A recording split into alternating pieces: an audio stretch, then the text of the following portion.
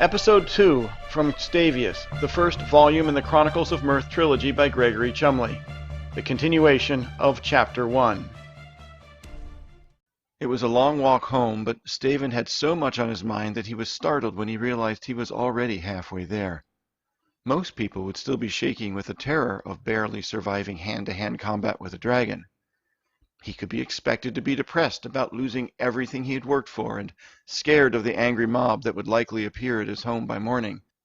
He should be stressing about how he was going to disappear and where he was going to go. Instead, he was consumed by his unexplained outburst. The more he thought about it, the more he recalled feeling as though someone had been watching him over the past few weeks. It was as though somebody was there but wasn't. He couldn't explain the feeling, but his anxiety grew with every step. Finally, he reached a secluded stretch of the road, far from any prying eyes or ears. He set down his satchel, rope, and sword, spread out his arms, and said with trepidation, "All right, come out and talk to me." He heard nothing but the sounds of the forest. Stephen felt a little more confident and raised his voice to say, "I mean it. I know you're in there. Say something." The woods grew slightly quieter, but there were still no voices in his head or emanating from his mouth. Stephen was feeling better. Perhaps there were no demons in his head after all. Maybe he was just imagining it, or perhaps he was just crazy, like those two old ladies in town. That's it. There were no demons. He was merely hearing voices because he was going mad. Stephen didn't really want to go insane, but it was far better than the alternative. He might become an annoyance to everyone else, but those ladies with their imaginary voices seemed happy enough. No one, not even the Soul Reapers, bothered them. He jumped up and down laughing and began dancing and singing, "There are no demons in my head, I'm going crazy nuts instead." Not even the crickets were chirping by the time he finished, and he saw two small, terrified animals staring at him from the shadows of the trees. "Blah! What are you looking at?" he shouted while waving his arms at the rodents. The two squirrels disappeared in a flash of smoke and sparks as crackling static charges on their bushy tails erupted from their fear. "What the heck were those?" "Squirrels, of course." "No, man, those were no squirrels. They looked like they were electric."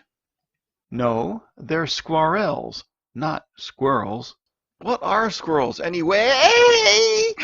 yelled Stephen as he jumped up, flailed his arms, and searched for the person he knew wasn't going to be there. "Get out of my head, demon!" yelled Stephen. "I'm not a demon, I'm a boy, and you can't tell me what to do. You're my dream," he replied to himself. "Oh no, this is my life, and you're my nightmare," answered Stephen. "I am not a nightmare," he yelled back at himself, "and you just shut up." Stephen felt as though he were going to cry, which was not a sensation he could recall feeling in years. It was as though he had just insulted himself. He wasn't sure what part of him was real and what part was the demon, so he just sat down on the ground in silence to try making sense of it all. A few minutes later he said, "Is it my imagination, or is our butt wet?" "Yeah, it rained this morning, and I must have sat in a soggy spot." "Hey, you can feel my butt?" "Yeah, I guess so. It's kind of gross, isn't it?" "Gee, do you think? It's bad enough that you're in my head. Stay away from the rest of my body, you little newt." Stephen stood up and moved over to sit on a dry rock. This was getting worse and worse. He was sure that the Soul Reapers would arrive at any moment and whisk him away to wherever they took possessed people. They, for Stephen realized he was not truly alone, sat in silence for a few more minutes until he asked himself, "What's a newt?" "Newts are dragon pellets," he answered. "Pellets?" "Yeah. You know the little hard balls of poop that come out of dragon butts?" Stephen laughed, and while he wasn't sure, it felt as though the laughter came from both of them. "Hey, demon, do you have a name?" he asked. "I'm not a demon. I'm a 13-year-old boy, and my name is Mark," the demon replied. "What?" Stephen said incredulously. "I'm being possessed by a child demon?" "I'm not a demon," answered Mark. "I'm just a kid having a bizarre dream. I've had dreams about this place for months, but this is the first time I've ever been a part of it. This is incredible!" Kid, this is no dream, answered Stephen. This is my life. You're in my head, and I'd appreciate it if you got out now. I can't believe I'm arguing with my own dream, said Mark in amazement. But seriously, look around. You have dragons and centaurs and electric squirrels. This isn't real. Yeah, it is, answered Stephen. And those are squirrels, not whatever squirrels are. Their bushy tails hold a static magic charge which lets them disappear and reappear a few yards away when they're startled. What's a squirrel?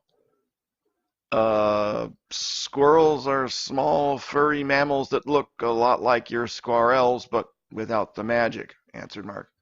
In fact, nothing in my world is magical. If this isn't a dream, then I don't think I'm on Earth anymore. His voice was starting to quiver as though he was beginning to fear that he wasn't safe at home in his bed. Stephen felt Mark's panic surge through him and quickly said, Hey, kid, I'm sure this is just a dream for you. Perhaps you somehow get in my head when you're sleeping, but this really is Earth, and you really do need to get out of here. What do you mean? I'm guessing you don't have soul reapers where you live, answered Stephen. They are the scariest beings imaginable and have been around forever. Every living creature is terrified of them, and there is no escaping if they come for you. Well, what do they do? Asked Mark. No one knows, answered Stephen. They show up when someone gets demons in their head, and then that person disappears forever. There are lots of different theories about what they do to the possessed person, but none of them are pleasant. Now they were both shaking with fear. Learn more about the Chronicles of Mirth and purchase the books on Amazon or at www.chamanco.com/mirth. Chamanco Storyteller books are an exciting innovation in reading. Each chapter includes a QR code link you can scan with your smartphone to listen to streaming audio of me telling the story while you read.